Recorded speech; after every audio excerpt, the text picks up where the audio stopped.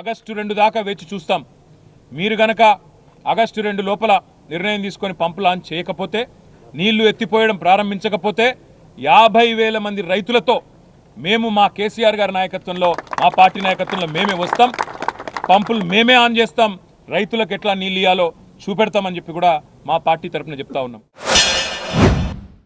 భారతదేశంలో అత్యున్నత experts body లేదు, ఈ 3 బ్యారేజెస్ గురించి ఇప్పుడు నీళ్లు స్టోర్ చేయొద్దు, గేట్లు ఎత్తి పెట్టాలి అని స్పష్టంగా లిఖితపూర్వకంగా మాకు ఇవ్వడం జరిగింది. మేము అనుకుంటున్నాం నేషనల్ డ్యామ్ సేఫ్టీ అథారిటీకి కేటీఆర్ కంటే కొద్దిగా ఎక్కువ టెక్నికల్ నాలెడ్జ్ ఉందని మేము అనుకుంటున్నాం. అందుకోసం మేము national dam safety authority advice మేరకే పోతున్నాము.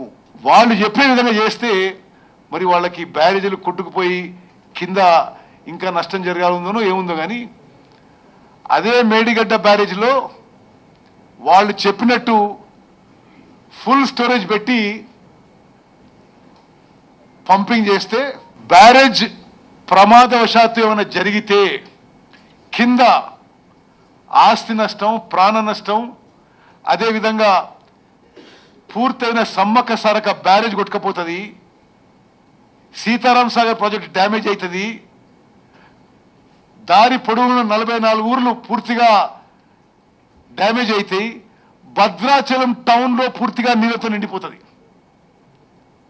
మరి వాళ్ళు ఇంత ప్రమాదం ఉండే అవకాశం ఉన్నప్పుడు ఎందుకు మాటిమాటికి అక్కడ పోయి ఈ పంపులు ఆన్ చేయి, లేకపోతే మేము వచ్చి ఆన్ చేస్తాం?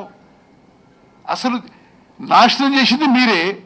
ఇప్పుడు మీరికెళ్ళి మీరు పంపులు ఎందుకు ఆన్ చేస్తలేరు, మేమే ఆన్ చేస్తామంటారు. సిగ్గుండాలి మాట్లాడడానికి. తెలంగాణ నాశనం చేసిండ్రు, మేడిగడ్డ బ్యారేజ్కి కొలాప్స్ చేసిండ్రు. మీరు వచ్చి 50,000 మంది ఉండో ఎంతమంది తెలియదా, కానీ పార్లమెంట్ ఎన్నికల్లో 0 సీట్లు వచ్చినాయి. ఆ తర్వాత సీట్లు సిగ్గుండాలి. మీరు నాశనం చేసి మీరు కట్టిన ప్రాజెక్టు కూలిపోయి మీరు 50,000 మంది తీసుకొని చేస్తాం. ఎవరిని బెదిరిస్తారు మీరు? సిగ్గుపడాలి, క్షమాపణ చెప్పాలి.